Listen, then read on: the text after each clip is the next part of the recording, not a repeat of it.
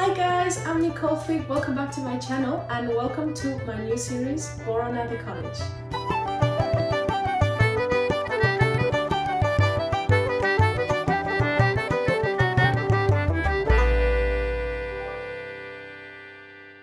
So do you guys remember the groove that I showed you in the last episode?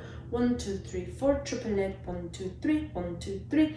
So our core emphasis was always in the 1, 1, 2, 3, 4, on the 4, 1, 2, 3, 4, triplet, 1, 2, 3, 1, 2, 3, and the last 2 3s of the phrases, right? Let's try it one more time.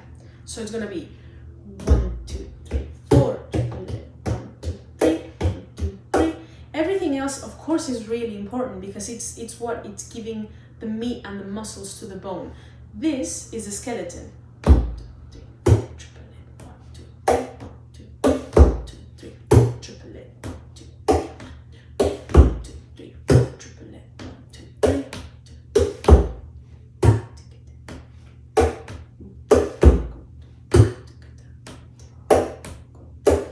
Those are the emphases that you are emphasizing. So that's the skeleton, or what I like to call the skeleton of the groove.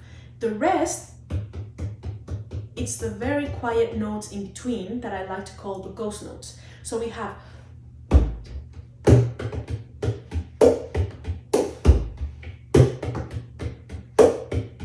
but as you can see, the ghost notes are really important because that's what really kind of puts everything together. Otherwise you would have the gaps, like the way I was playing when I was just playing the skeleton.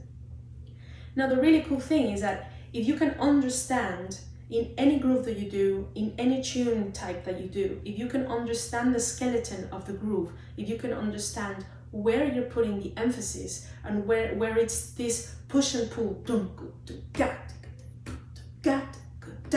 you have this push and pull kind of forces or kind of energy that makes the groove really groovy, right? So if you can understand where those are, then it means that you can change them.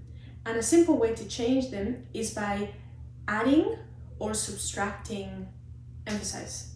So, for example, if I take away the 4th stroke, and when I mean take away, I mean I'm just playing it as a ghost note. I'm playing it silently. It does not mean a pause or like a pause or like a mute. It just means quieter.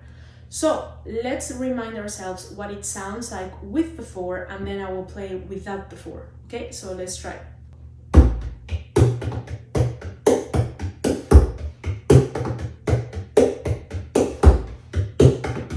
Ready?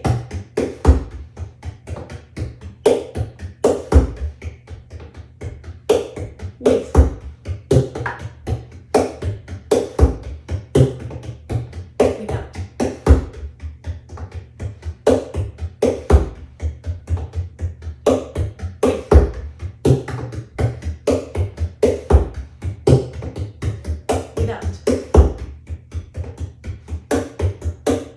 So you can really tell it's the same kind of groove underneath. You really do have this, but the phrase became so much longer. Now it's like if you're taking a big breath now. Before it was like chopped, and now it's very elongated, and that just gives it's like a beautiful kind of movement that you have. And with music, when you put it sometimes as a variation, it sounds really, really pretty. So now let's try one more time and let's do it a little bit slower, okay? So let's do 2 with the 4 and 2 without the 4, okay? So let's start. 1, 2, 3, 4. 1, 2, 3, 1, 4. Without.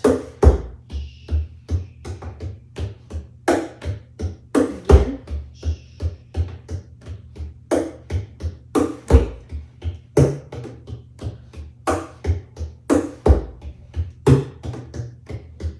Without, without. Great, that's all good. Okay, so now that we have right now 1, 3, 3. What if we shush the last 3 So now we only have two emphases really. We have the one and the first three. Again, I'm going to play it fast so that you can hear it. Two with, two without. So, and the four is still not. So,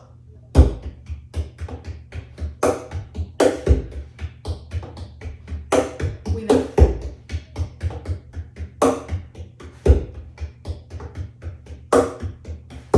With. Without. So you see, now it's a different feeling overall. So let's try it slow. Ready? 3, 1. 3, 1. 3, 1.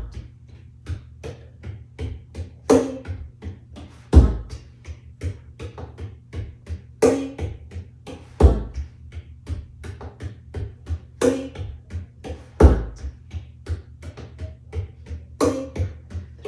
Great, that sounds really good. Okay, so now what we're gonna do is we're gonna do the opposite. So we're gonna have a quiet first three and a loud second three, or the last three is gonna be loud, okay? Again, I'll play it fast.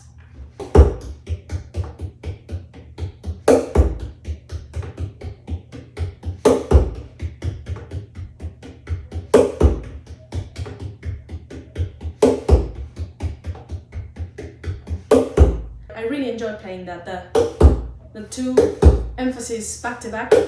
It's quite nice, I really enjoy that. Okay, so let's play it slow together, and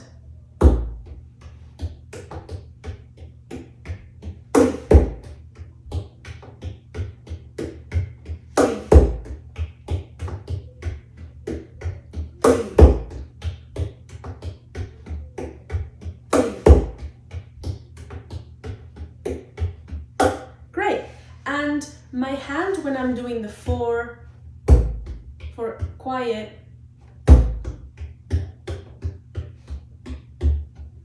it's still the same, but I'm just being really gentle. I'm not pushing at all. It's kind of almost like my hand is like muting rather than actually making a tonal difference or like a big emphasis. And also here, it takes a while to have control of the ghost notes, especially when you're so used to putting emphasis in certain places. A good way to practice is just try to play up, down, really, really quietly. Down, up, down, up, down, up, down, up, down, up, down.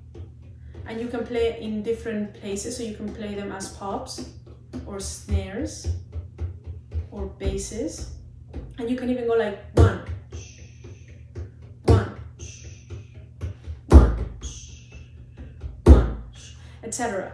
It's just to help you have a little bit more control of your tonal hand when you need to be really quiet, and also your playing hand when you need to be extra quiet.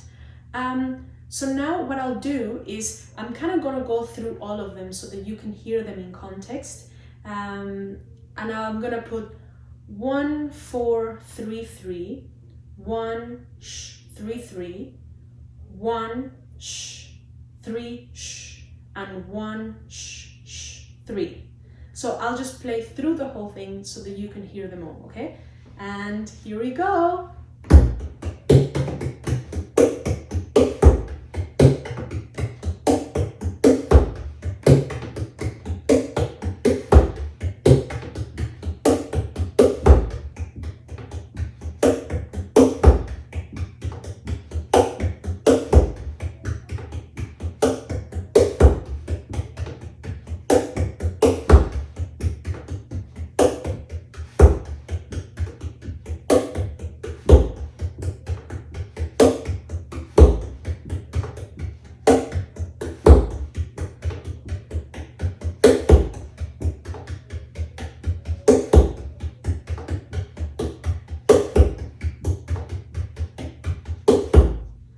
So I hope that you guys can see there that you have the same kind of grooviness happening, but you have so much going on with the emphasis. I personally maybe wouldn't do so many changes like this and syncopated and kind of changing all the time when I'm playing with music, because I'm really trying to listen to the music and what will benefit and complement the music the best. But it's just really, really good to be able to analyze the grooves that you're doing, be able to analyze the music, and then kind of making a choice of what fits.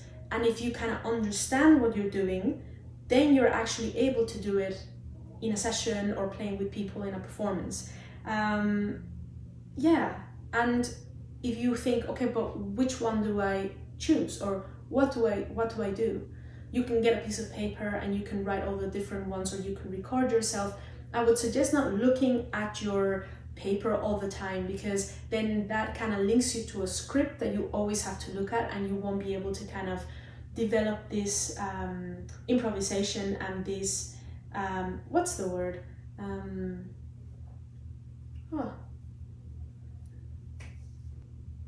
Instinct. That's the word. You won't be able to develop your instinct and your ability to improvise with whatever it is that's happening. So try to really feel them in your body rather than on a script. You can write them down first to kind of understand the different emphasis and kind of making it a little bit less complicated, but then you really want to feel it in your body. And once you have that, the way to choose them is really to, once they kind of become part of you, is to really just listen to music, and it's like a toolkit, and you'll know that you can kind of grab from your toolkit whatever fits best to the music. And I think that's a really good way.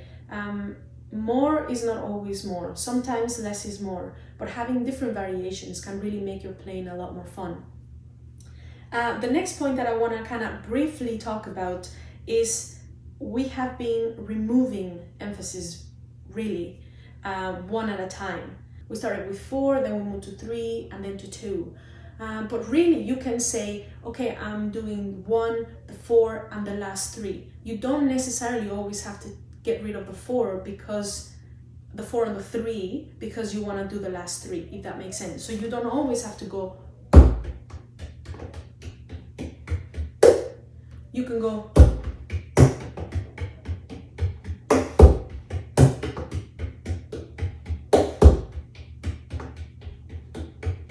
So you can mix and match, but having kind of like the understanding of what it feels like to play without the rest, or to play with and without, is a lot of fun. I used to make a lot of kind of like a notebook of like possibilities, or like a little note of possibilities of where you can do it. I mostly do it in my head, but definitely you can write it down. It's just it's a lot of fun. It's a little bit nerdy, but it's a lot of fun. And the last thing I want to talk about briefly is that you can always add emphasis as well. So for example, if I'm doing, I can go.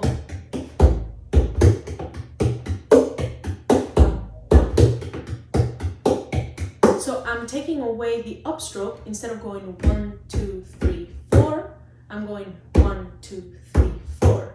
So I'm taking away the 2, which is an upstroke, 1, 2, 3, taking away the 2, and that makes 2 downs. Down, down, up, down, down, up, triplet, down, up, triplet. 1, 2, 4, 1, 2, 4, 5, 6. And remember that the triplet is always 2 numbers. That's why it's 1, 2, 3, 4, 5, 6, 5, 6, triplet, 5, 6, 1, 2, 3, 4, 5, 6. Okay? So if we add those 2, I'll play it a little bit faster.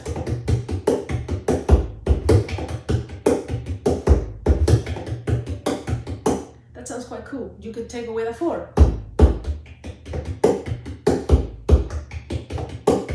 Add it. So you can kind of just experiment and kind of go a little bit crazy with that. You can add the 1s on the 1, 2, 3, 1, 2, 3. We're not really emphasizing it so much as the 3s, but you could go.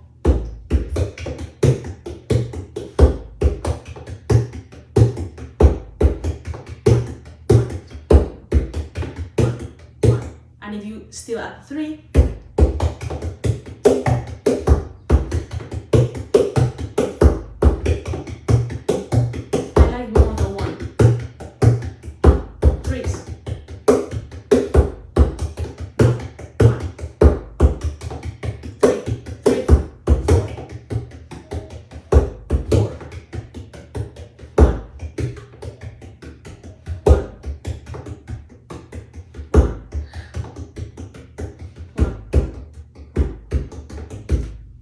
So as you can see, you could do so many things, and there's so many possibilities that you could do by adding emphasis or subtracting emphasis or mix and matching your taking and your taking away.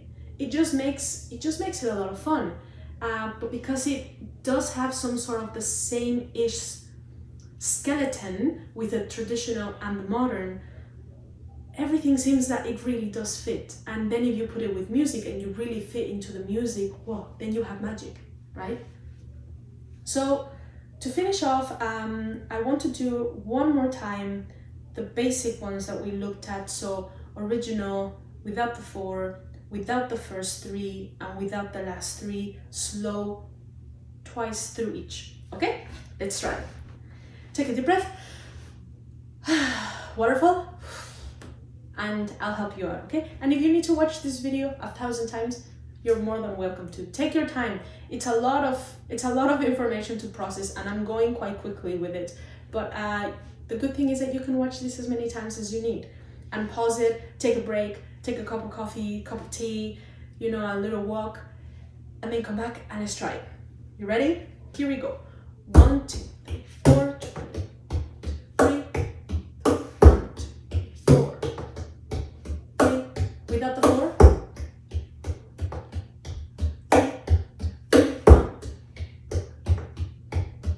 3, without the second 3.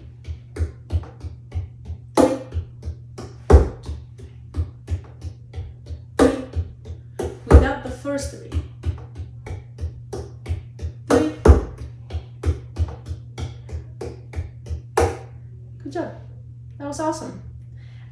So yeah, that is that. I hope you enjoyed this video of little changes can make a big difference. And yeah, thank you so much for watching, and see you next video. Bye.